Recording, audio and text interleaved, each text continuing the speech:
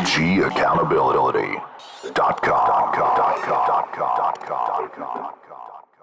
We're sitting here, we're talking about getting the right people in the right place, everything that's gone on with the schools, and it's so heartbreaking because it wasn't until Columbine that this was ever really a reality in my life. Mm-hmm.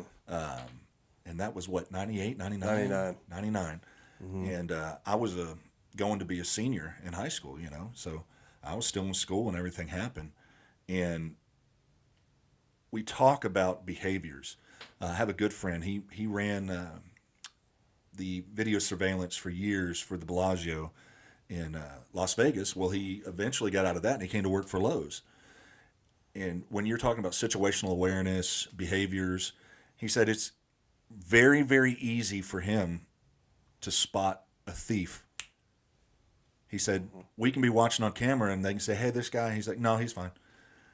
He said, because the behaviors that they are going to show, he's like, by pacing, hands in and out of the pockets, constant head swivels, different things. He said, there's just certain things that we look for. And he said, once you've learned to identify them, how do we pick out cheats out of all the thousands of people that are in the casino? He's like, behaviors. Yeah. There's certain behaviors that aren't right. And so you're talking about that. I think it would benefit people to get part of a program to be able to recognize those behaviors in people. Yeah, I mean, it's like in 2018, my first day on the job at the school district, the superintendent threw me right into the fire. I was testifying June 11th, 2018, before the Texas Senate on mass shootings and violence in schools. And, I asked myself, I was like, do I, first day on the job, don't want to screw it up. I've always been a very direct speaker, which is why some people love me, other people hate me. I'm not here to coddle your feelings in regards to, the life safety of in particular, kids and teachers. I could care less about if I hurt your feelings. I'm going to tell you what you need to know versus what you want to hear. And I think that, I went into that testimony just saying, hey, you know what, don't change you. Be you, tell them what they need to know. And I was shocked that, the first question they asked me was, how do we fix this? And, what are the answers? And I said, we know what the answers are. And they said, well, what are the answers? I said, well, we have the National Threat Assessment Center at the United States Secret Service who does this every day and examines these individuals who want to cause harm to other people. It's a whole division at the Secret Service that does this. And all of the research and data shows that, there's no technology or any quick fix, which is what people are wanting right now. We've got to get to the point where we're able to identify these unusual patterns of behavior, or what now has become typical patterns of behavior of these individuals who want to harm themselves or others. And we've known about this since 1999, because it was stood up after the Columbine shooting. And, I was shocked to see that the majority of the people on that board, that Senate panel, were like, oh, I've never heard of that. It's like, dude, what are you doing, man? Like, what are you doing as a legislator? How do you not know about these things? Somebody put some people in positions where they shouldn't be. Dude, I'll tell you what, man. I am constantly shocked at the lack of knowledge of some of our local, state, and federal politicians that I've sat down with personally and realized that these people didn't know a damn thing. It's like they just learn enough to push out a political talking point so that they can fool the people to think that they know what they're saying. And, you put me in a meeting or in a room with those individuals, I'll pick them apart. I sat down with someone here a while back that should have known better. And, I told that person, I said, all of the things that we need to know about who the next shooter are, we already have that data. And they said, well, what do you mean? I said, every school district in the state of Texas, every school district in the nation has a student database. That database collects data on behaviors of these kids, disciplinary behavior. No one's filtering that.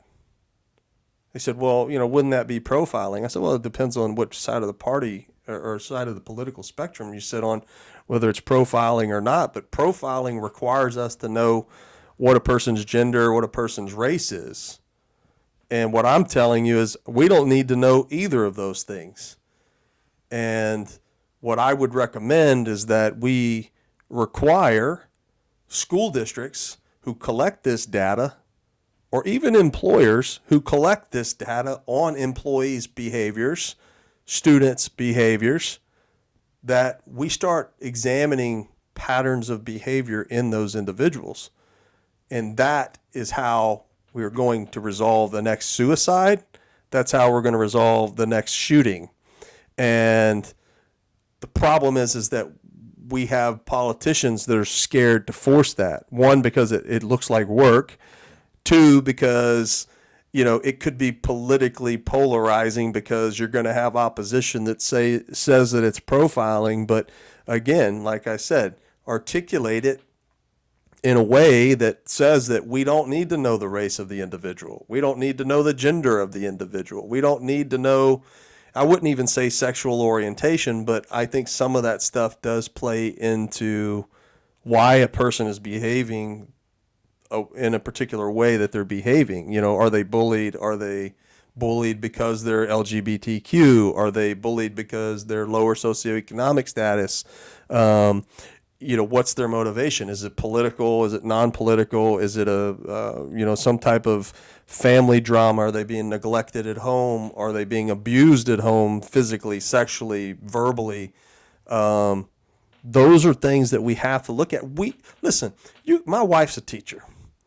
You go talk to teachers and administrators, they'll tell you which kids are most likely to harm themselves or somebody else. They get a front row seat every single day. So we're doing this every single day, but we're not capitalizing on that information that we already have. And so we have got to start that. Listen, but the problem is that the security K-12 space has become a $1 billion plus industry. We've got companies, venture capital groups that are trying to sell products instead of real solutions. And I'm not stating that we don't need products, because we do need products, but the products alone are not going to resolve anything. We've got people out here trying to say, oh, you need this application, or you need, this panic button. Well, my job and what we should be teaching is that we shouldn't need the panic button. We shouldn't need the application if we can break down the behavioral patterns of these kids and identify them before they become a crisis. And so that's where I'm at, man, is, I believe in products. I believe in the behavioral component. I believe in law enforcement's role. Now, I want to touch on that. Role. They are not the solution. And people have said, Mike, man, it seems like you're anti-law enforcement. That is not what I'm saying. I want to clarify that. What I'm saying is that I'm just going to go over some of the, like I talked to you earlier, some of the big ones, Columbine, Sandy Hook, Parkland, Santa Fe, Uvalde. Law enforcement stopped nothing. You know why? Because law enforcement was put in schools in the 80s to combat the drug epidemic. We are still trying to use that philosophy and those tactics and techniques and procedures from the 80s to combat a 2023 problem. Law enforcement in general is reactive. They are not proactive. And people say, well, do you think we need SROs in schools? Absolutely, we need SROs in schools. But we can't take a person that retired from the street and put them in a school and think that everything's fine, because that person from the street hasn't necessarily worked in the K-12 environment or even a corporate environment. It's different. It's not the same. There has to be a certain level of emergency management understanding, psychological understanding of students and staff, a culture of understanding of what the K-12 space looks like, and they have to understand, that in the event of a crisis, they are going to be there to, one, address the attacker, And then from that component, from that piece to the next is secondary actions of, starting to administer aid to the wounded and starting to account for kids. But the problem is that we have this mentality in law enforcement that everybody wants to be the hero. Everybody wants to, shoot the attacker. But if you look at statistics, very, very likely are they going to shoot and kill the attacker. The attacker is either going to flee the scene over 80% of the time or commit suicide. But if you look at Santa Fe in particular, no discredit to anybody who responded there. I commend everybody who responded there. One of the guys on my team was the one who apprehended the suspect. And he'll tell you the same thing. Everybody went towards the shooter. All 200 plus went towards the shooter. There was an individual named Flo Rice that laid on the floor there, shot 5 times in the torso and legs, and she'll tell you, officer after officer after officer stepped over her conscious bleeding body, and no one rendered aid to her. She had to call her husband, who came to the school, put her in his personal car, and transported her. So we have got to change the culture of law enforcement. So I don't want anybody to think this is an SRO bashing thing. This is not it. We have to have the right SROs. They have to be trained in emotional intelligence. They have to be trained in de-escalation. They have to be trained in how to establish relationships with these kids to establish what the National Threat Assessment Center has said, that if these kids or if these individuals have 2 trusted people in their lives, they are less likely, over 80% of the time, to not commit an act of violence. And so that's the role of an SRO, is protector and nurturer. Not just protector, right? Because that's not working. It's proven that it's not working. Yeah. We have seen such a polar shift in the thought process when it comes to teachers. Mm-hmm. Teachers carrying guns. Yeah. Our local school district here, we have the Marshall program, and you don't know who's armed and who's not armed. Mm-hmm. I think that's a great program. But to get exactly what you're saying, that's a great program. But what you're talking about is a more rounded approach to everything. Mm-hmm. It's not just, like you said, attacking the attacker. Yep. It's getting people lined up to help. Yep. Know how to put on tourniquets. Yeah. I have a bunch of friends, that they do survival stuff, and I need some tourniquets. I get them tourniquets, and I said, do you know how to use one? Mm-hmm. Well, no. I'm like, well, you better take 2 or 3 out and practice with them. Mm-hmm. I'm like, if you don't know how to use it, they're worthless to have. Yeah. See, I talking about arming teachers, I am not a fan of arming teachers. It's not their job.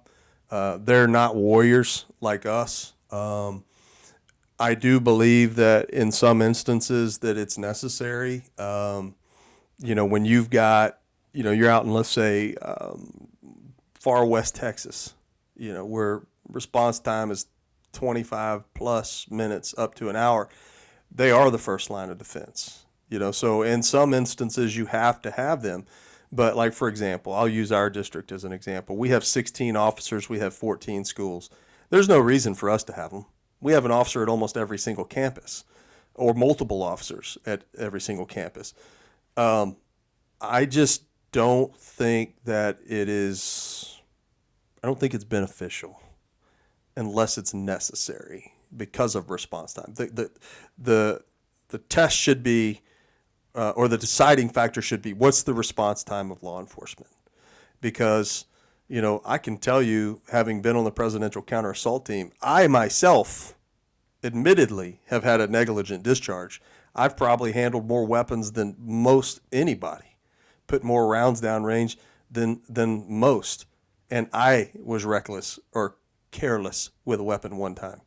Now, it was at home, wasn't on the range, whatnot, but and I admittedly, I got careless. These are people that their brain doesn't function like we do as warriors.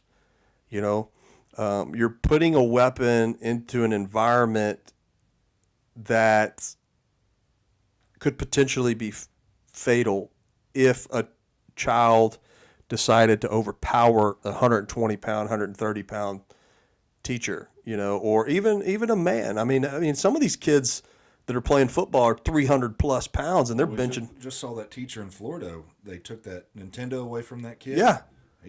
I saw the video. What if she would have had a gun? Yeah, he beat the snot out of her. Right.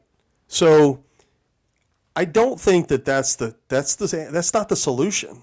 But we do have political figures that are pandering to their political base that think that is the solution, when they're ignoring the answers that are right in front of them, like the behavioral component and the data that we already have. And they don't want to see that because it doesn't bring votes. If you David? have a parent listening, where could they reach out?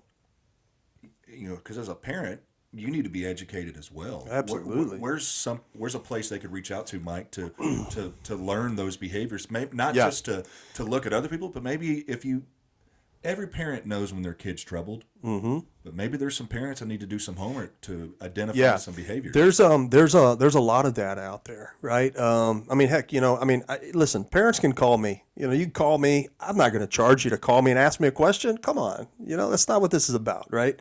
Yes, I have a for-profit business, and I just want to see kids safe. Yes, we make money doing assessments, providing input with our experience, all that stuff. I'm in this to make money, but my goal, that's not priority one. And I tell that to all of my guys. Our first priority is people. People first. Monetarily, things will come after that if we do right by people. And so anybody wants to contact me, you can contact me at Matranga, Matranga, at m6globaldefense.com. You can go to our website. It's M6 Global Defense. But as far as resources, what parents need to do is get on the National Threat Assessment Center's website. There's publications going back to 1999. They can look at and read these reports, identify the same behaviors in maybe their spouse or maybe another loved one or one of their kids. Look at resources within the community, mental health resources. Start talking to your schools about, do you have a robust emotional intelligence or social emotional learning program? Because what I do see in the K-12 space is districts will say, well, yeah, we have an SEL program, but it's not. It's not a robust SEL or EQ program. It is, just kind of this feel-good K-12, software that they've got where these kids go and they get on a computer and they ask. No, they need active engagement from people to establish a relationship so that these kids know that they have a trusted advisor. The other thing that I would tell parents is when you go to your schools, ask them, okay, you have counselors. Are they academic counselors? Are they emotional intelligence counselors? Are they true counselors? Because what we say is, oh, we have X amount of counselors. Right. Well, how often are they actually dealing with kids with emotional problems? Yeah. Or are they just setting their schedules, because that's the difference. Yeah, they kind of wear all those hats. We had a kid in our local school who brought a gun to school.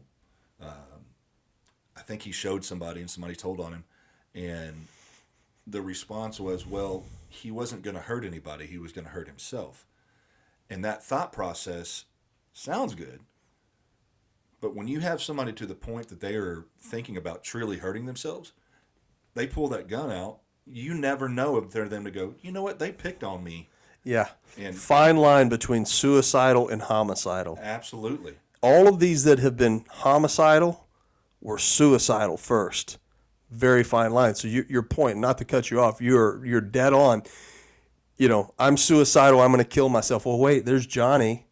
Johnny bullied the hell out of me in 5th grade. I never got over that. I'm still pissed about it. So you know what? I'm going to take out Johnny also. That's how some of this stuff works, man. And the horrific part is seeing so many parents that have left guns accessible to their kids. That's a good segue.